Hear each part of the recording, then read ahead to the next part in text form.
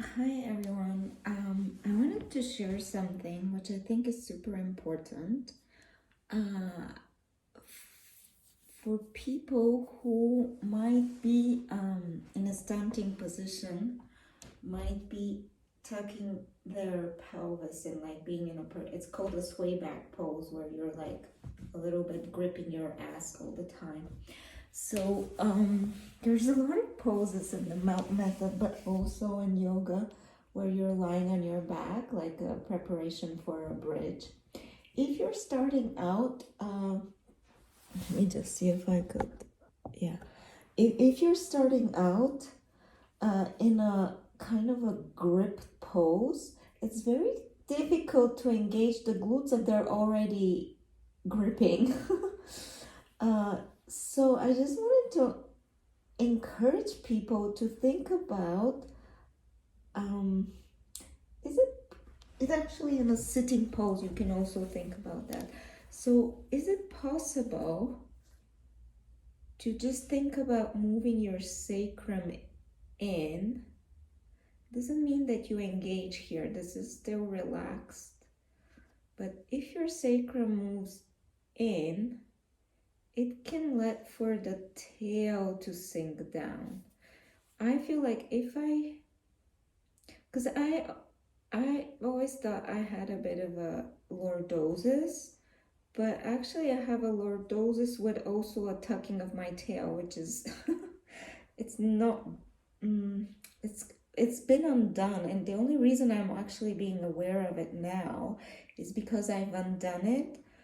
But I think it created a lot of inhibition in my ability to use my pelvis in a functional way, because I was like gripping the end of my spine.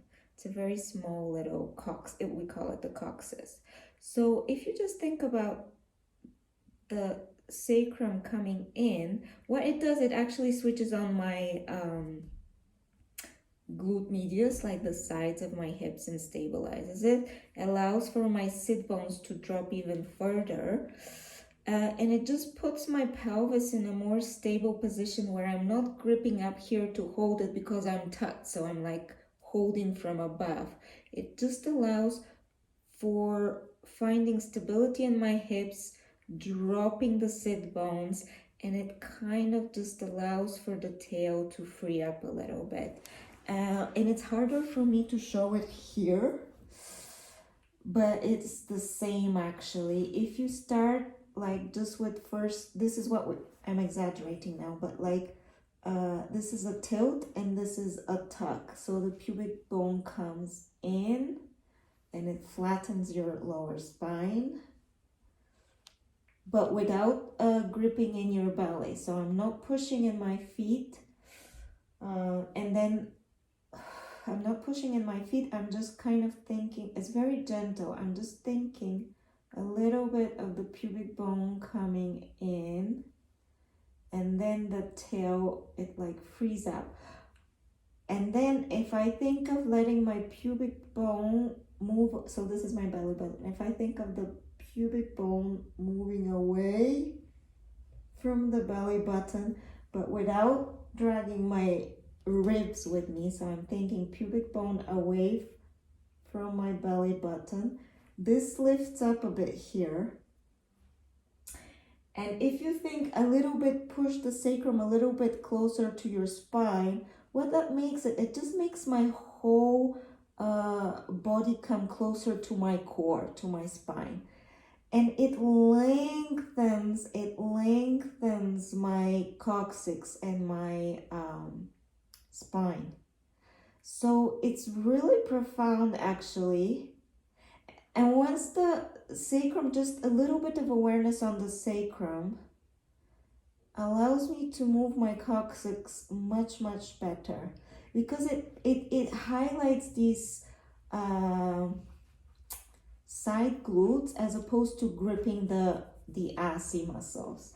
So then actually if I start with a little bit more of a tail length, then when I go up, I can engage my glutes in a healthy way. If they're already engaged, then I'm just kind of like, I have nowhere to go from. I'm just like blocked. So just think about the sacrum coming in a little bit, the tail lengthening down, and then going into a tuck.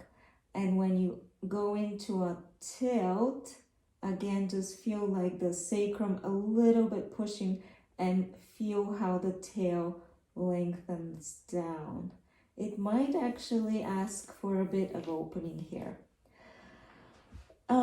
I think this is really important actually. I'm just gonna stand up one more time to give you a view of what a swayback is. A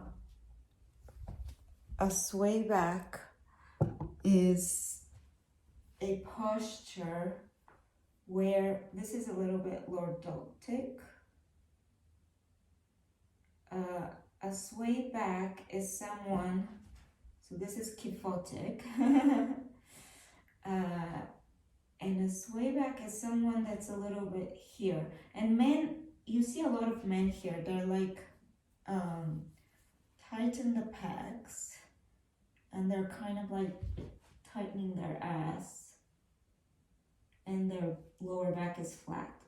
The curve in the lower back is really important, just as is the curve in your thoracic, in the upper back here.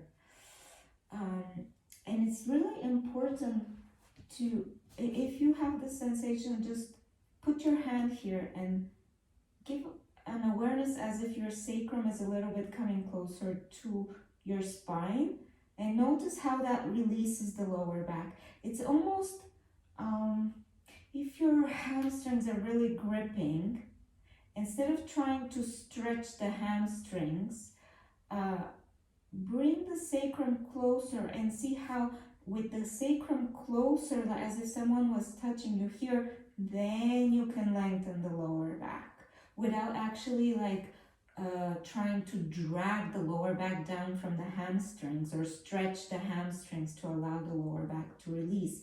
You could do it in a different way. You could just like bring your sacrum in a little bit, lengthen from the lower spine. It's more of a core release of your lower back as opposed to distal from the legs, like manipulating the spine length from through the legs, like stretching the legs out.